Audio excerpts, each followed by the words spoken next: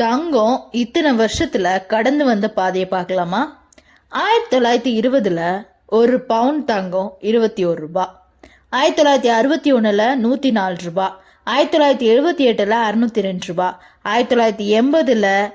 1136 ரூபாய், 1987ல் 2016 ரூபாய், 1996ல் 4000 ரூபாய், 1997ல் 3400 ரூபாய், 2001ல் 3368 ரூபாய், 2006ல்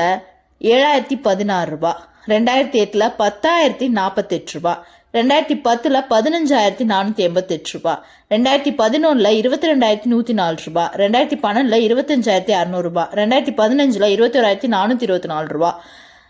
2016ல் 23880 ரூபாய், 2018ல் 24192 ரூபாய், 2019ல் 30104 ரூபாய், 2020ல் 33000, 2023ல் 44000 சம்திங்,